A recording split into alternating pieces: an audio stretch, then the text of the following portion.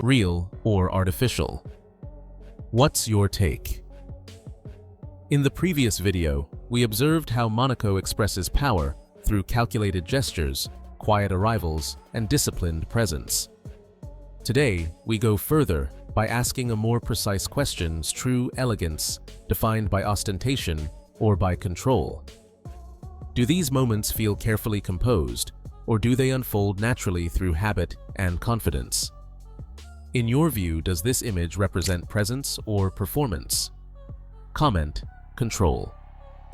If you believe real power never needs to announce itself, subscribe to the channel to follow the next chapter where elegance is observed, not amplified, and meaning lives between the moments.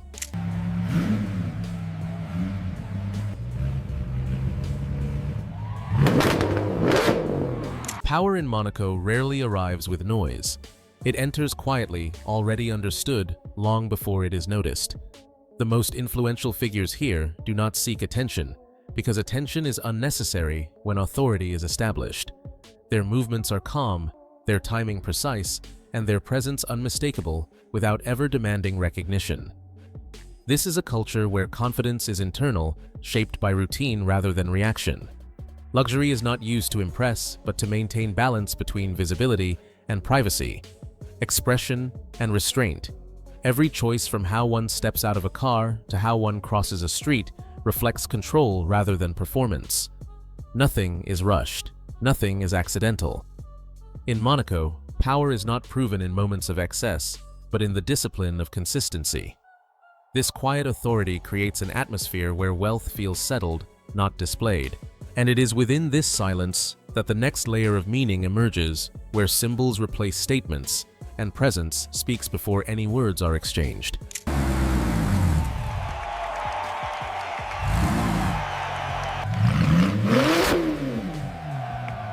Do you believe cars like these could be produced soon? In Monaco, certain supercars speak a language that requires no translation. A Rolls-Royce Cullinan does not suggest excess. It signals sovereignty and composure, a preference for command over spectacle. A Bentley Continental GT communicates continuity, heritage, refined through decades chosen by women who value legacy more than attention. When a Ferrari Roma appears, it is not aggression, but balanced speed, disciplined by elegance, performance, softened by restraint. Even the presence of a Lamborghini Urus, often misunderstood elsewhere, becomes controlled here, assertive yet measured, powerful without urgency. These vehicles are not trophies. They are extensions of identity, selected to align with an environment that understands nuance. No engines are provoked for effect, no doors linger open for admiration. Arrival is efficient, practiced, and quickly absorbed back into routine. The car confirms position without interrupting flow. What matters is not horsepower, but judgment. Timing outweighs acceleration. Placement outweighs sound. In this context, supercars operate as social credentials, quiet confirmations of access, discretion, and long-term belonging. When the machinery fades into the background, what remains is clarity. The car supports the woman, never defines her.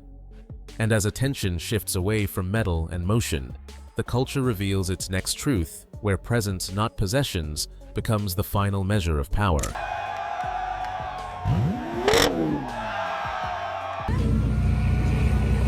Oh, ragazza. The most revealing signals of wealth are often the ones left unspoken. In Monaco, the queens of this world move according to an unwritten code, one that requires no explanation, no justification, and no audience. Money is never the subject of conversation, because it has already done its work. What remains is composure. Their posture is relaxed but precise, their gestures economical, their attention selective. Nothing is rushed and nothing is reactive. This is wealth that has matured beyond demonstration. What distinguishes these women is not what they wear or drive, but how effortlessly they occupy space. They understand when to pause, when to proceed, and when silence carries more authority than words. Social confidence here is not performative. It is inherited through repetition and environment. Every interaction feels measured as though governed by internal calibration rather than external validation. There is no need to compete, compare, or convince. Status is assumed, not asserted. This restraint creates an atmosphere where power circulates quietly, reinforcing itself through consistency rather than display. And as this code becomes visible through behavior, it prepares us for the next layer, where style itself becomes a language refined not to impress, but to signal belonging. What do you think defines true wealth here? Silence or statement? Comment one word below and share your perspective.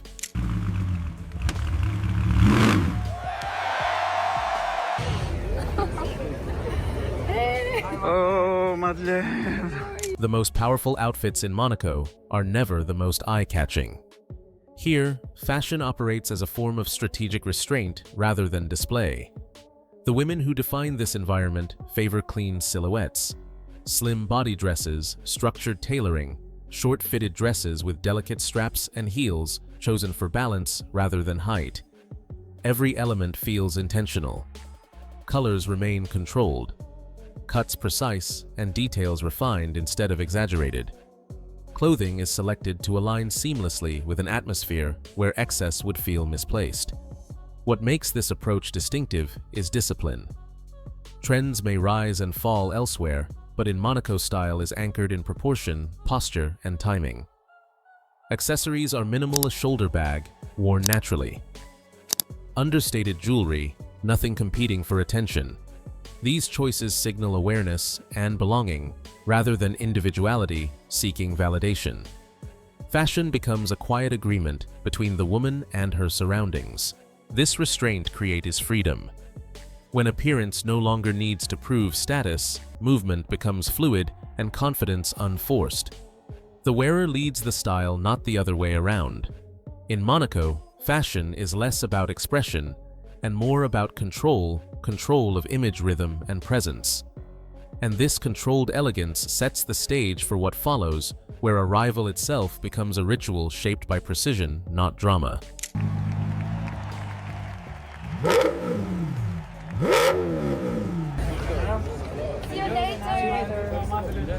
The most telling arrivals in Monaco are the ones that pass almost unnoticed.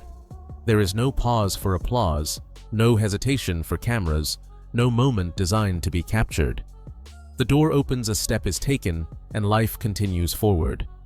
This is not indifference, it is certainty. Those who belong do not need to confirm their presence. The environment already acknowledges them. What defines these arrivals is rhythm. Movements are unhurried transitions, smooth gestures, minimal. The act of stepping out of a car is treated as routine, not revelation. There is no effort to command the scene because command is already assumed. In this setting, drama would feel misplaced, even disruptive. Elegance depends on continuity, and continuity requires restraint. This calm precision reflects a deeper confidence. When arrival is no longer a performance, attention shifts from the moment itself to what follows it.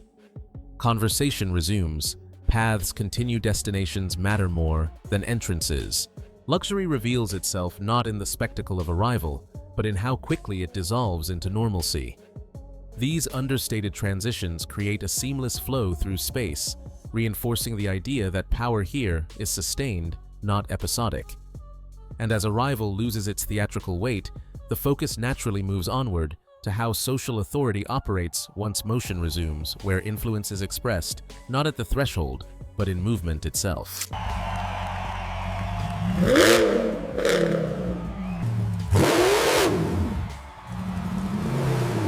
Power in Monaco rarely stands still.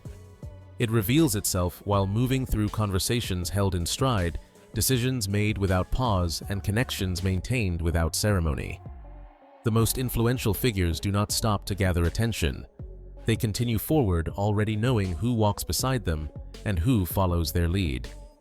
Authority here is fluid, expressed through motion rather than position. What makes this social dynamic remarkable is its ease. Dialogue unfolds naturally as people walk. Gestures remain subtle and eye contact replaces explanation. No one raises their voice to dominate the moment. Influence is distributed through familiarity, timing, and shared understanding.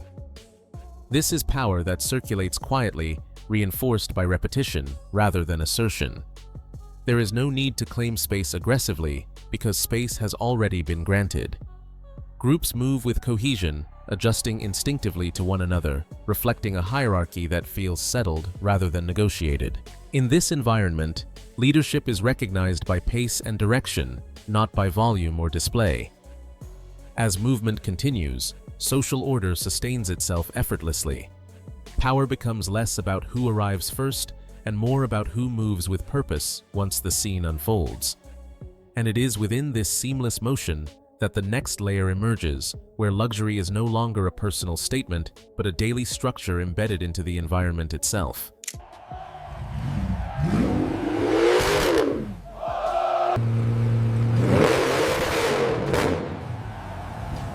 Luxury in Monaco is not an event, it is the background. It exists quietly beneath every interaction supporting life without drawing attention to itself. The true privilege here is not what is owned, but what never needs to be questioned. Streets function smoothly, services anticipate needs, and order is maintained without visible effort. This creates an environment where comfort feels inevitable rather than earned. What makes this form of luxury exceptional is its invisibility. Nothing interrupts the flow of daily life. There are no corrections, no adjustments, no friction. People move with confidence because the system around them is reliable and precise. When the environment works flawlessly, behavior becomes calm, measured, and unhurried. In Monaco, wealth expresses itself through stability. It removes obstacles rather than showcasing excess. Luxury becomes a foundation, something you stand on, not something you display. And it is within this steady framework that power remains consistent, allowing presence control and elegance to coexist naturally without ever needing explanation.